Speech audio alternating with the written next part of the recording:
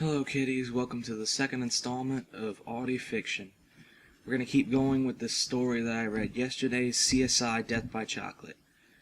Unlike other channels, we'll be reading the entire story, chapter by chapter. So, here goes. CSI Death by Chocolate, Chapter 2. Sorry I'm late, guys. Bork said as he entered the crime scene and pulled on a pair of gloves. Traffic's been insane all week. Some big store opening on the strip. I don't know. What do we got? John Doe, probably a dump job, Nick summarized. He had a messed up passport, a couple sets of keys, one of them with a car alarm remote on it, and a hotel key card on him too. Not a local then. Maybe he's here for the same reason that everybody else and their cat is here. Probably. Nick's showing his flashlight across the scrubby grass. Got a footprint. He photographed it, but crouched down for a better look. This place is a haven for nature hikes. I bet there's footprints everywhere. Nick grinned. Not with a date on it, I bet. Okay, I'll bite. Warwick went over to where Nick was hunkered and saw a discarded newspaper page on which someone had stepped, leaving a decent impression of their foot. What looked to be a running shoe, small enough to be a woman's, in the rumpled paper. The page was dominated by a full-color ad that fairly screamed to the reader that Willy Wonka's Wonderful World is coming to Las Vegas this weekend. For the first time in 30 years, Willy Wonka will be opening a specialty store right in the heart of the Las Vegas Strip. Come see the marvelous confections and sweets of such astronomical caliber that could only come from Willy Wonka. The last Willy Wonka was in curled script 3 inches high, and below it was a colorful drawing of a laughing man dressed in a purple suit of a cut that gone out of style nearly 100 years ago, complete with a bold top hat. The cartoon man was spreading his arms like an old-time ringmaster, as though basking in his own aura of greatness. The football had landed squarely on the purple ringmaster. I guess someone doesn't like candy, Warwick suggested. Nick traced the W of the last Wonka with a gloved finger. Now that's interesting, he remarked. You sound like Grissom. What's interesting? There was a W just like this one on one of the keyring fobs we got off our Vic. Maybe he's involved with the opening. Maybe. Hopefully we'll be able to find some locks to go with those keys. In the meantime, we know for a fact that this print was made sometime in the last 2 days. He tapped the date on the newspaper, July 4th, 2005, with the perfect ad to go along with the Independence Day festivities. Warwick checked the date on his watch. It was July the 7th, Thursday, or it would be for another 15 minutes. The Emporium, then, was scheduled to open tomorrow or the day after, probably not if they had just found the owner. Charles M. Bucket, according to his cleaned-up passport, Dr. Robbins pronounced over the supine corpse in the morgue. Country of origin, England. Age 22. Good health aside from being dead. And quite possibly the healthiest set of teeth I've ever seen. Not a single cavity, let alone any other sort of dental work. Not even caps. He pushed back Bucket's upper lip to show Grissom. Indeed, they were perfectly shaped and pearly white.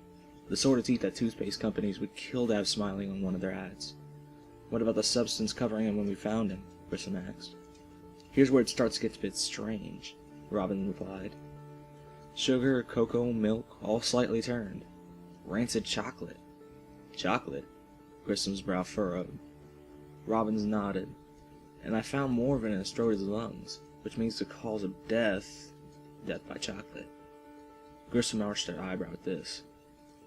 I'm putting it down as asphyxiation due to drowning, but yes, this man was drowned in liquefied chocolate. If I wanted to, I could have my very own model of the upper respiratory system rendered in chocolate, though I doubt anyone would want to eat it. I sent a sample of it to Greg along with Mr. Bucket's clothes. Maybe you can tell us the manufacturer, but don't hold your breath. I'd say a factory of some sort wouldn't have enough liquid chocolate to drown him in. A vat, maybe? Probably.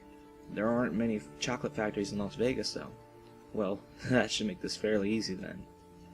Found 2 more things that might interest you. He turned Charlie's head to the left, revealing a nearly hemispherical dent on the side of his head, a few inches back from the hairline. He was hit fairly hard with something. Judging from the size and shape of the wound, I'd say maybe a billiard ball or something similar. Help me turn him. The two of them turned the corpse onto its side. See, there's a matching wound at the base of his skull. I found a few chips of something red in the wounds, probably paint or similar from the weapon.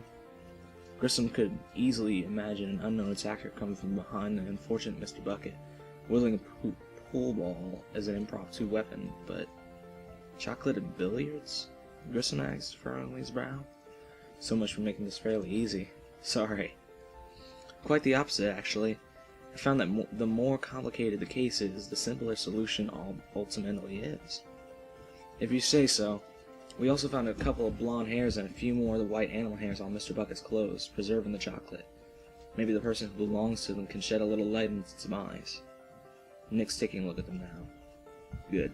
If you find anything more, let me know. Robbins nodded, and Grissom left the morgue.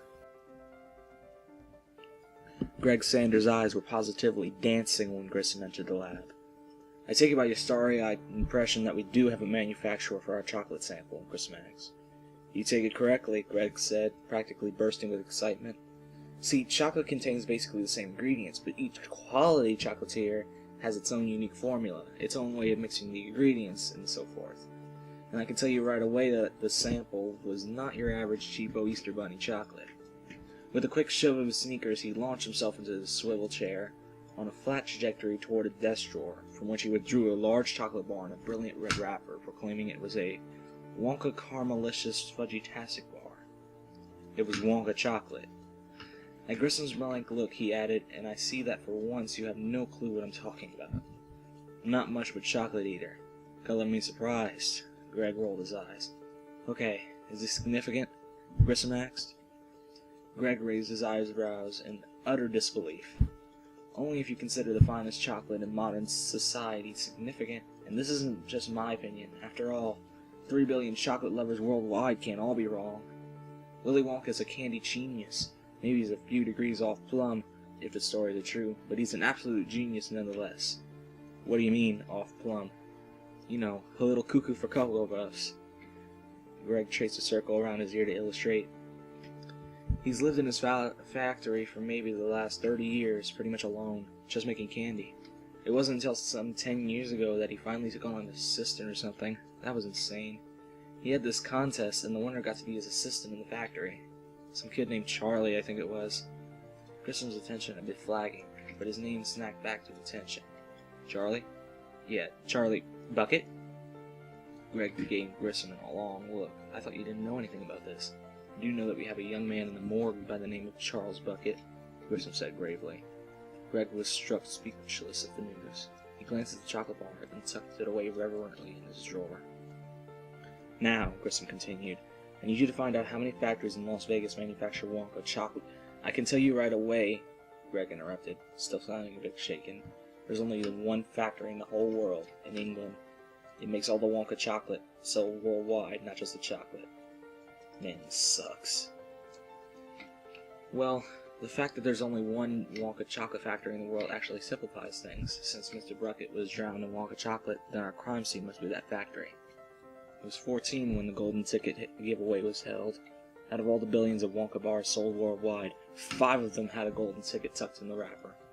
Every kid wanted to be one of those lucky 5 that got a free guided tour of the factory, me included. And out of those 5, only one kid would get the big prize. Charlie may as well have been the luckiest kid on the planet. If what you're saying is true, then there's only one person who might have killed him, and I refuse to believe that Willy Wonka could have possibly killed his own apprentice. You can only follow the evidence, Greg, Grissom replied mildly, with a hint of apology in his voice. Can't help where it leads. He patted Greg on the shoulder, and left. Greg looked morsely at the chocolate-stained suit laid out on the examination table.